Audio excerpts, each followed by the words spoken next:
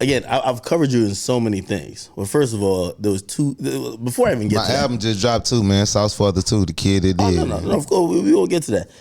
And I feel like we've been already like. I mean, it's been a minute. Yeah, it's been a while. This legendary conversation right here. Yo, whatever happened? How did you and like Young Thug figure out whatever? Because I remember that thing, and I remember there was a video where like y'all was in the same place, like throwing up signs at each other. I was like, what the hell? For me, we never figured it out really like that. It just more or less on some, I don't give a fuck. I stood on the business. I said what I said. I did what I did. Whenever it came to the streets, I stood on the business in the streets. Whenever it came to the music, I stood on the business in the music.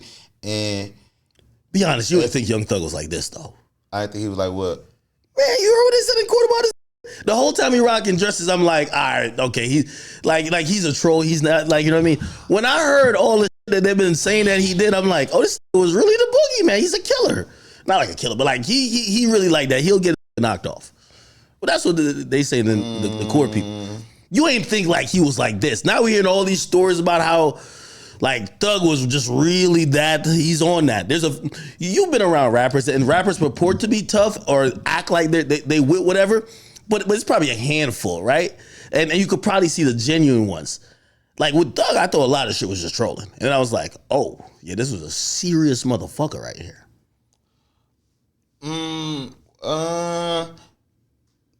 You could step on the spider and spider still kill people.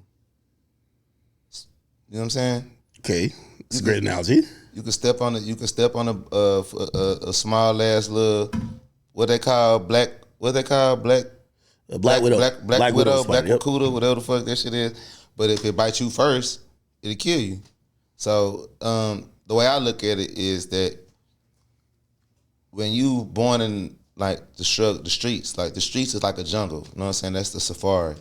It's a lot of people who they true characteristics may not be their animalistic characteristics, but the settings and the surroundings that you given with, the terrain that you given, you have to use that killer instinct to survive. You have to use that killer instinct to remain in your own peace because people want to challenge your peace. And I, you know what I'm saying? I feel like any nigga who claim and represent the cloth and the lifestyle that we all supposed to come from, like you supposed to have that killer instinct in you. So I felt